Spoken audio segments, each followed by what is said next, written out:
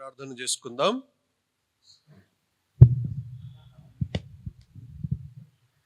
పరిశుద్ధుడైన తండ్రి,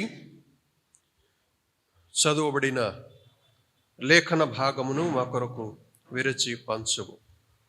ఆత్మతో సత్యముతో మిమ్మను ఆరాధించులాగున సహాయం చేయమని సమస్త ఘనత మహిమ ప్రభావములు మీకే ఆరోపిస్తూ యేసునామములో ప్రార్థిస్తున్నాము తండ్రి, ఆమేన్. దయచేసి కూర్చోనండి. కీర్తనల గ్రంథము 8వ కీర్తన మొదటి నుండి చివరి వరకు ఉన్న ఈ కీర్తన యొక్క సారాంశము 3 కాలాలుగా విభజించబడిన ఉన్నది. భూతకాలము, వర్తమాన కాలము, భవిష్యత్ కాలం, పాస్ట్, ప్రజెంట్, ఫ్యూచర్. ఈ 3 కాలాలుగా విభజింపబడి ఈ 3 కాలములలో దేవుడు ఏ విధంగా మానవుని విషయములో జోక్యం చేసుకున్నాడు, ఏ విధంగా కలుగజేసుకున్నాడు, ఏ విధంగా మానవుని ఎడల ఆయన పట్టింపు కలిగి ఉన్నాడు అనే విషయాలు కీర్తనాకారుడు ఇక్కడ వర్ణించాడు. మొదటిదిగా మనము గమనిస్తే, యెహోవా మా ప్రభువా, ఆకాశములలో నీ మహిమను కనుపరచువాడా, భూమి యందు అంతటా నీ నామము ఎంత ప్రభావము గలది అని దేవుని యొక్క ప్రభావమును గురించి, దేవుని యొక్క మహిమను గురించి వర్ణించి చెప్తుంటున్నాడు. అనగా నీవు సృష్టికర్తవు.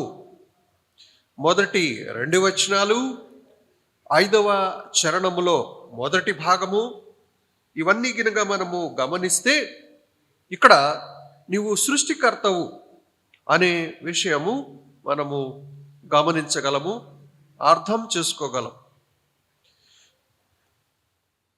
5వ చరణము మొదటి భాగములో దేవుని కంటే వానిని కొంచెము తక్కువ వానిగా చేసి ఉన్నావు అని చెప్తుంటున్నాడు.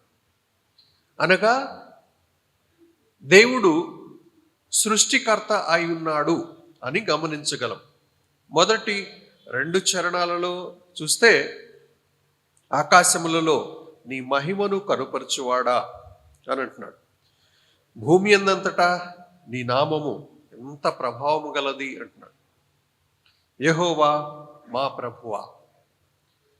ఇక్కడ యెహోవా అని అనగానే దేవుడు తన నిబంధనను, అనగా మనుష్యులతో తన యొక్క నిబంధనను దేవుడు ఇక్కడ జ్ఞాపకం చేయుచున్నాడు.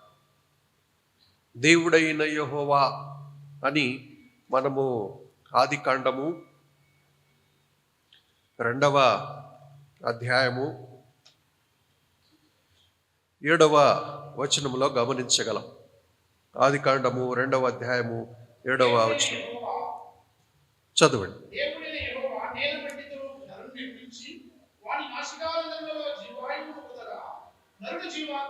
చాలు. దేవుడైన యెహోవా నేలమంటితో నరుని నిర్మించి వాని నాసికారంధ్రములలో జీవవాయువును ఊదగా నరుడు జీవాత్మ ఆయను. అనగా ఇక్కడ దేవుడు మానవ జాతితో దేవుడు కలిగి ఉన్న సంబంధం ఏంటి? What is the relationship between man and God? దేవుడికి మనిషికి మధ్య ఉన్న సంబంధం ఏమిటి అనేది ఇక్కడ కనపడుతుంది. దేవుడు లేనిది మనిషి లేడు అనే విషయం ఇక్కడ అర్థమవుతుంది. అందుకే దేవుడైన యెహోవా అని వ్రాయబడి ఉంది. అనగా ఈ దేవుడు యెహోవా అయి ఉన్నాడు. మోషేతో ఆయన తనను తాను పరిచయం చేసుకునే సందర్భంలో నిర్గమకాండంలో దేవుడు అంటాడు, నేను ఉన్నవాడను అనువాడను, నా పేరు యెహోవా నేను యెహోవాని అని అంటుంటాడు. నేను ఉన్నవాడను అనగా మనుషులతో ఆయన సంబంధము కలిగి ఉన్నాడు. మనుషులకు ఆయన ఏమవుతాడు అనగా దేవుడు, యజమాని.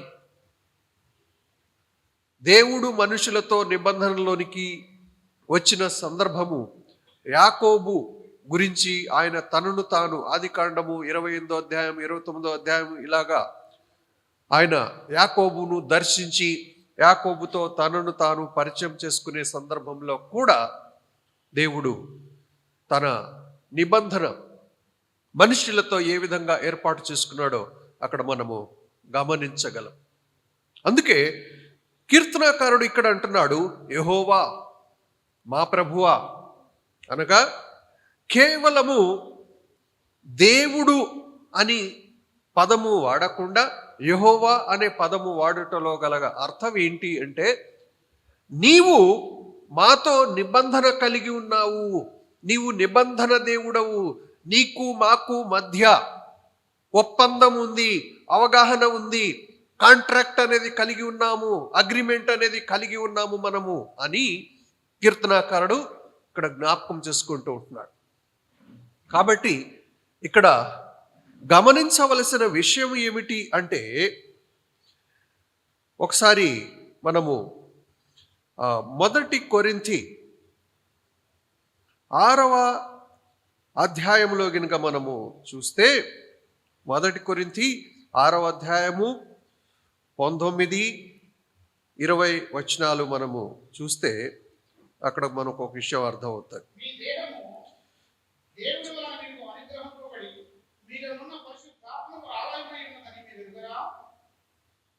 చదవండి. మీరు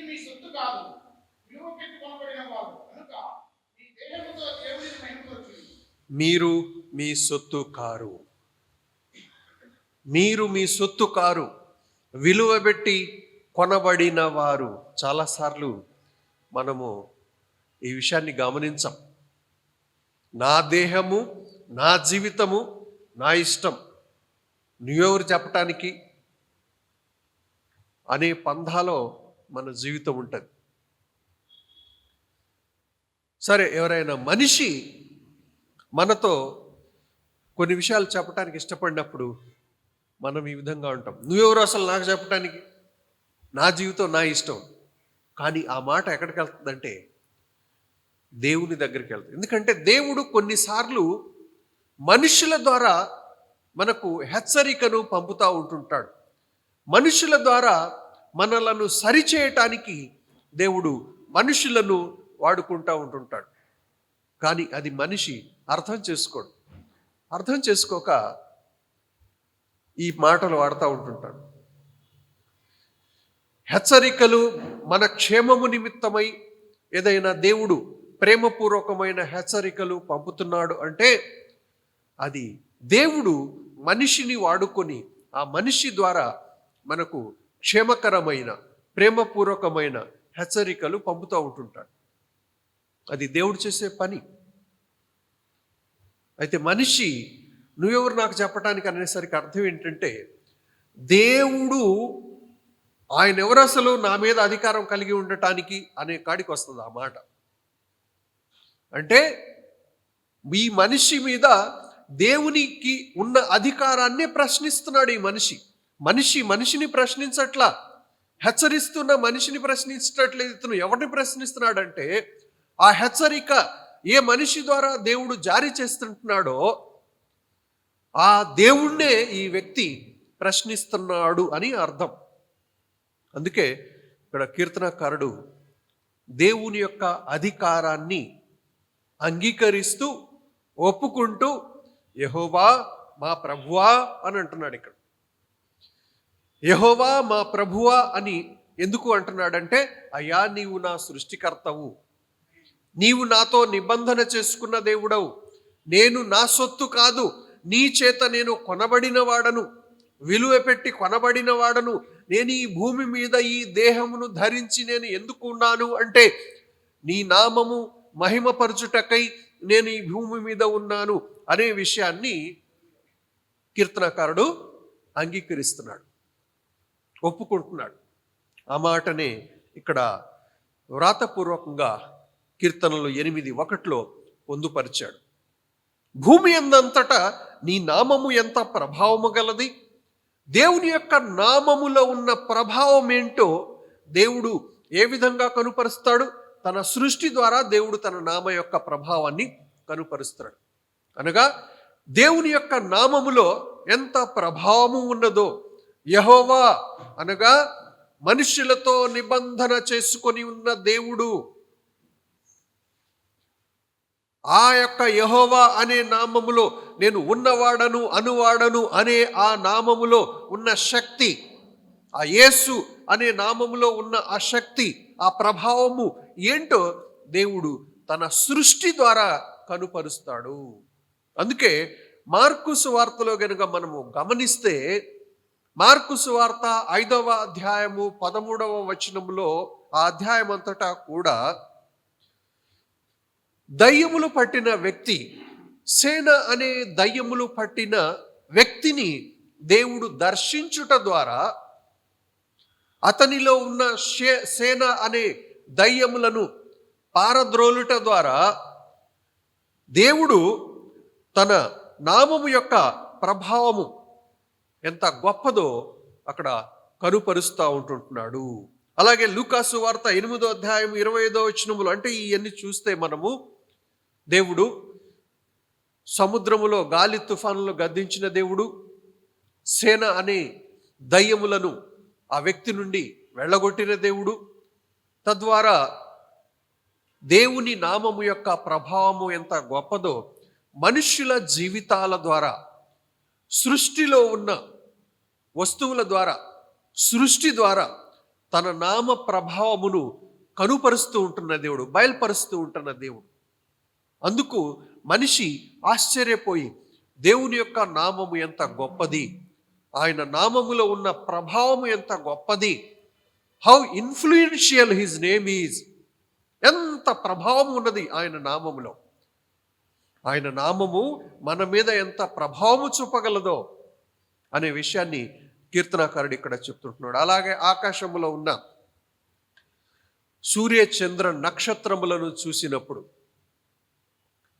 అవి దేవుని యొక్క మహిమను కనుపరుచుచూ ఉన్నవి. దేవుని యొక్క మహిమను ఇవి ఏ విధంగా కనుపరుస్తున్నాయి అంటే, వాటికి భాష లేదు, వాటికి మాటలు లేవు. మనకు నోరుంది, మనకు భాష ఉంది, మనకు నచ్చిన భాషలో మన వాక్చాతుర్యాన్ని చూయించుకోవటం కోసము ఎంత బాగా మాట్లాడుతున్నాడు ఇతను, ఎంత బాగా మాట్లాడుతుంది ఈమె అని అనిపించుకోవటానికి మనము ప్రయత్నిస్తూ ఉంటుంటాం, మన వాక్చాతుర్యమును బట్టి, మన భాషను బట్టి. కానీ దేవుని నామాన్ని మహిమపరిచేది మాత్రం అందుట్లో ఏ ఉండదు.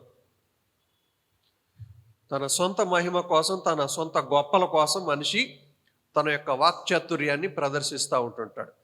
కానీ ఆకాశములో ఉన్న సూర్య చంద్ర నక్షత్రాలు అయితే దేవుని యొక్క మహిమను కనుపరుచుచూ ఉన్నవి.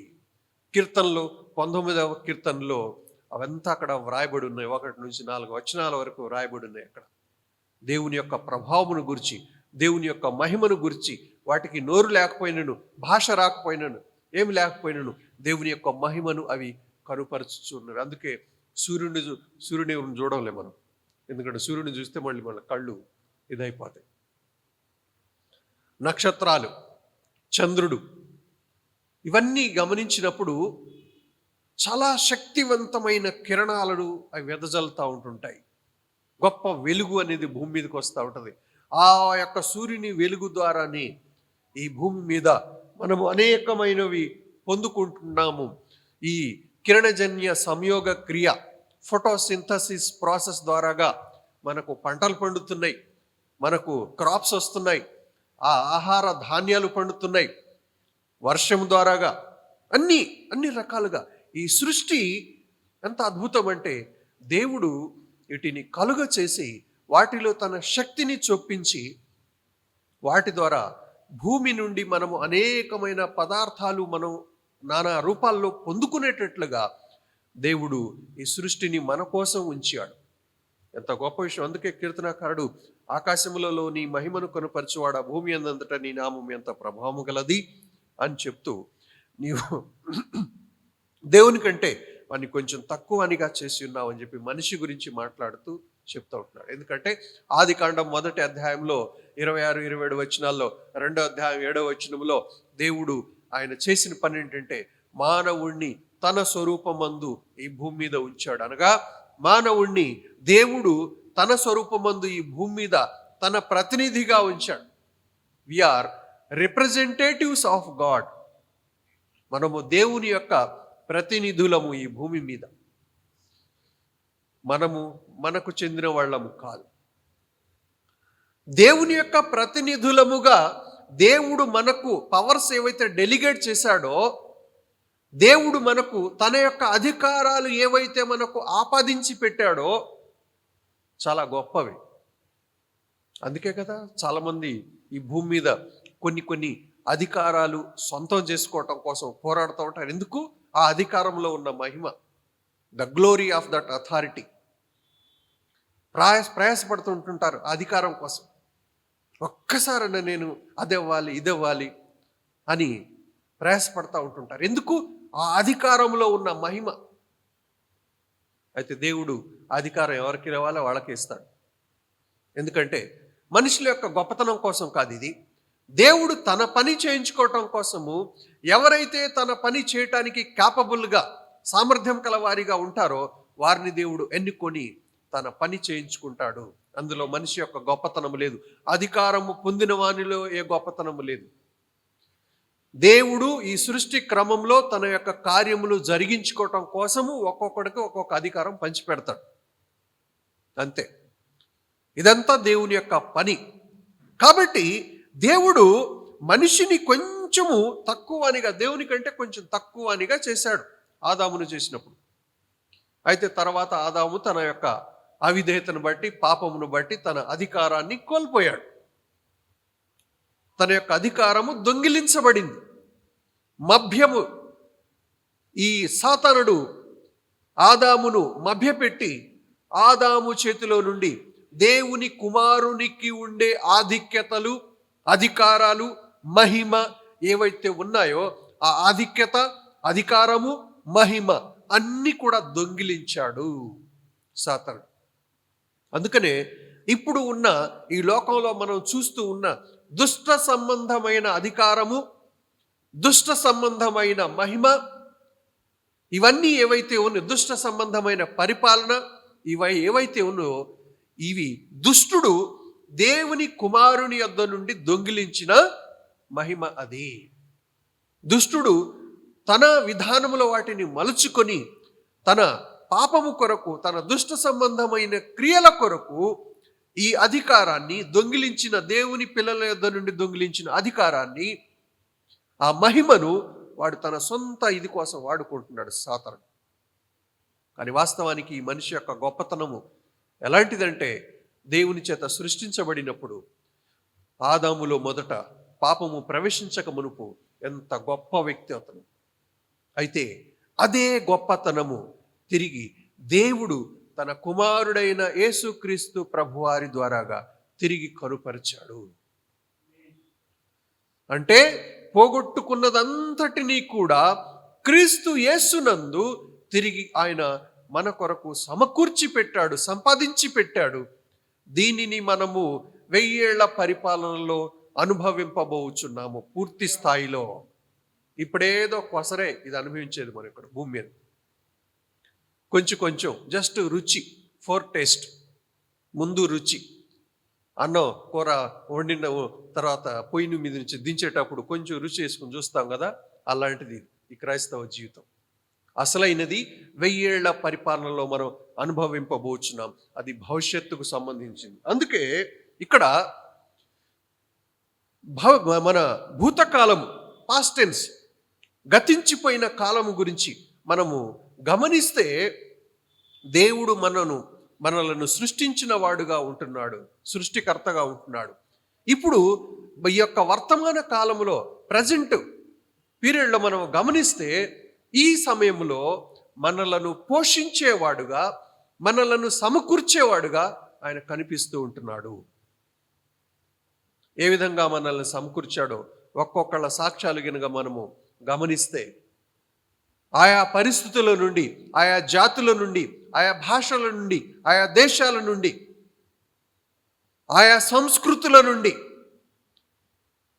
డిఫరెంట్ కల్చర్స్ నుండి దేవుడు ఏ విధంగా మనల్ని సమకూర్చాడో అవన్నీ ఒకసారి మనము వ్యక్తిగతంగా ఆలోచించుకుంటే అద్భుతమైంది.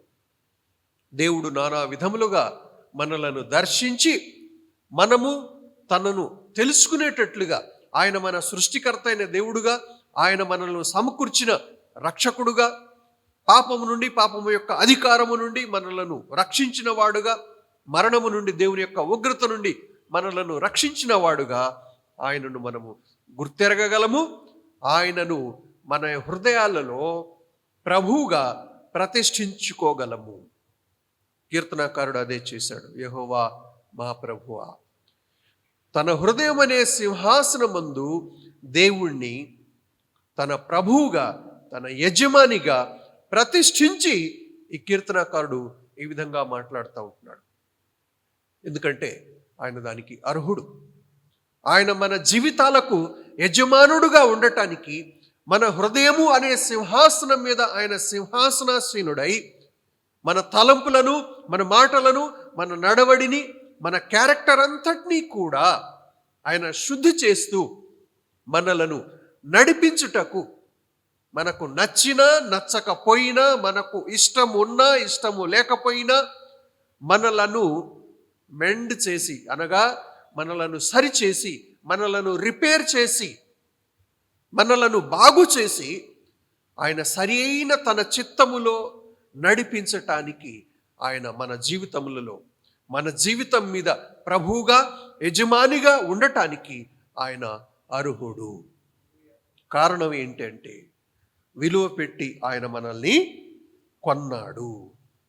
ఆ విషయాన్ని ఇక్కడ మనము ఆ ప్రకటన గ్రంథములో మనము గమనించగలము.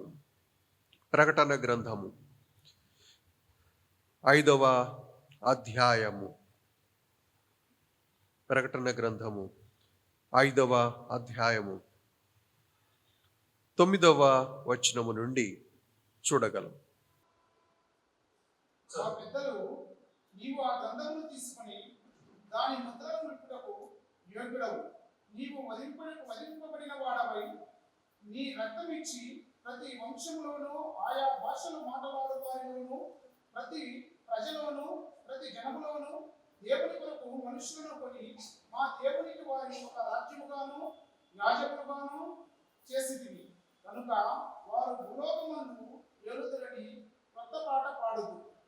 మరియు నేను చూడగా సింహాసనమును, జీవులను, పెద్దలను ఆవరించి ఉన్న అనేక దూతల స్వరము వినబడింది. వాటి లెక్క కోట్లాది కొలదిగా ఉండెను. వారు వధింపబడిన గొర్రెపిల్ల శక్తియు, ఐశ్వర్యమును, జ్ఞానమును, బలమును, ఘనతయు, మహిమయు, స్తోత్రమును పొందనర్హుడని గొప్ప స్వరముతో చెప్పుచుండేది. అంతటా పరలోకమందును, భూలోకమందును, భూమి కిందను, సముద్రములోను ఉన్న ప్రతి సృష్టము, అనగా వాటిలో ఉన్న సర్వమును సింహాసనుడై ఉన్న వానికి, గొర్రెపిల్లకును స్తోత్రమును, ఘనతయు, మహిమయు, ప్రభావమును యుగయుగములు కలుగును గాక అని చెప్పుట వింటిని. ఆ 4 జీవులు ఆమేన్ అని చెప్పగా ఆ పెద్దలు సాగిలపడి నమస్కారం చేసిరి.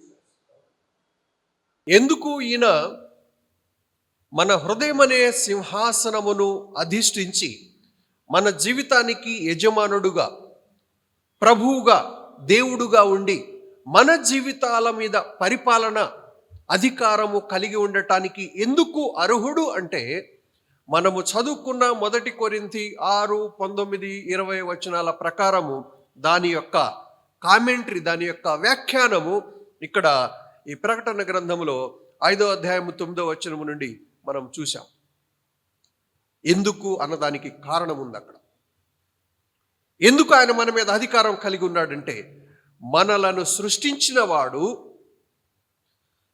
మనలను మరచిపోలేదు, మన కష్టాలలో మనలను వదిలివేయలేదు, మన పరిస్థితులకు మనల్ని అలాగే అప్పగించి మరచిపోయిన వాడు కాదు. ఆయన మన విషయమై పట్టింపు కలిగి ఉండి, శ్రద్ధ కలిగి ఉండి, మనలను పాపము యొక్క ప్రభావము, పాపము యొక్క పర్యవసానము నుండి, దాని యొక్క రిజల్ట్ నుండి, దాని యొక్క అంతిమ గమ్యము నుండి మనలను విడిపించి ఆయన అనుకున్న స్థానానికి మనలను చేర్చుటకు గాను, అనగా నరకము యొక్క బలము నుండి, అనగా పాపము నుండి, పాపము యొక్క బలము నుండి, సాతాను యొక్క అధికారము నుండి మనలను విడిపించి దేవుని చిత్త ప్రకారము ఆయన ఏదైతే ఉద్దేశించాడో తన సన్నిధిలో, తన పరలోకములో, తన రాజ్యములో మనలను ఉంచుటకు గాను ఆయన చెల్లించవలసిన వెల మన కోసం చెల్లించాడు. పడవలసిన ప్రయాస, పడవలసిన కష్టము, పడవలసిన బాధ ఆయన మన కొరకు పడ్డాడు. ఆయన మన కోసము అనుభవించనిది అంటూ ఏది లేదు. ఆయన మన కోసం సమస్తము అనుభవించాడు. మన పాపమును బట్టి మనకు రావలసిన అవమానము, సిగ్గు. ఎవడైనా పాపం చేసినోడు తలెత్తుకొని గర్వంగా తిరగలడా? చెప్పండి. పైపించి ఏమంటాడు? నేను చేసినట్టు ఎవరికి చెప్పమాకు, నా పరువు పోద్ది, ఎవరికి చెప్పమాకు దయచేసి అని అంటాడు. మాట తీసుకుంటాడు ముందు. అప్పుడు మనం ఎవరికి చెప్పలే అంటే అర్థం ఏంటి? అక్కడ తను చేసిన పాపమును బట్టి తనకు ఏమి కాచుకొని ఉన్నది? అవమానము, సిగ్గు, నలుగురు మధ్య తల వంపులు. దాన్ని ఎవడైనా గర్వంగా చెప్పుకోగలడా? ఎవడు చెప్పుకోలేడు. దాన్ని ఎంత దాచిపెడితే అంత మంచిది అని కోరుకుంటారు ప్రతి ఒక్కడు. మనకు రావాల్సింది అది. సిగ్గు, అవమానము, తలవంపులు. అయితే దానినంతటినీ కూడా ఆయన భరించాడు సిలువలో. మన కోసం మౌనంగా తల వంచుకున్నాడు. ఆయన మీద మోపబడిన నేరము అంతటిని బట్టి కూడా ఆయన మౌనం వహించి, నోరు కూడా మెదపకుండా అన్నిటిని భరించుకుంటూ మన కోసం వెళ్ళాడు ఆయన. ఆ సిగ్గు, ఆ అవమానము మనది, కానీ భరించింది ఎవరు? ఆయన. మనం తట్టుకుంటావా? మనమైతే హక్కుల పోరాటం చేస్తాం. నేనేంటి, నా జీవితం ఏంటి, ఏమి చేయని వాడిని నన్ను పట్టుకొని నువ్వు ఇది చేసావు, అది చేసావు అంటావా? నేను తగ్గేదే లేదు, నేను వదిలిపెట్టేదే లేదు. నా యొక్క నీతి, నా యొక్క నిర్దోషత్వము నేనేంటో నిరూపించుకుంటా అని చెప్పి మనం లెగుస్తాం. చేయని దానికి మనం తల వంచి ఒప్పుకుంటామా? చేయని దానికి మనం నేనే చేశాను అంటావా? మనం ఒప్పుకోం. కానీ యేసయ్య మన సమస్తాన్ని ఆయన శిలువలో భరించాడు, తల ఉంచుకున్నాడు.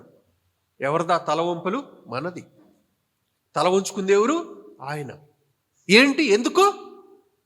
మనతో ఆయనకు నిబంధన ఉన్నది. అందుకే ఆయన యెహోవా. విడిచిపెట్టినోడు కాదు ఆయన. నువ్వు నేను అనుకుంటున్నాడు ఏం దేవుడో ఏమో, నన్ను సృష్టించాడు, భూమి మీద విడిచిపెట్టేశాడు, నన్ను మర్చిపోయాడు అని మనం అనుకుంటున్నట్టుగా కాదు. ఆయన మర్చిపోలేదు, నిన్ను సృష్టించి మర్చిపోలేదు. నీ విషయమై నీకు అసలు పట్టింపే లేదు, నీ జీవితం విషయంలో నీకు పట్టింపు లేదు. కానీ నీ విషయమై, నీ జీవితం విషయమై ఆయన 100కి 100 పాళ్ళు పట్టింపు కలిగి ఉన్నాడు. He so much concerned about your life. చాలా కన్సర్న్ కలిగి ఉన్నాడు నీ విషయంలో ఆయన. ఒక విధంగా చెప్పాలంటే నీ జీవితం మీద అసలు నీకే ఎలాంటి శ్రద్ధ లేదు, ఎలాంటి భక్తి లేదు నీ జీవితం మీద నీకే. కానీ ఆయన నీ విషయంలో ఎంతో శ్రద్ధ కలిగి ఉంటున్నాడు.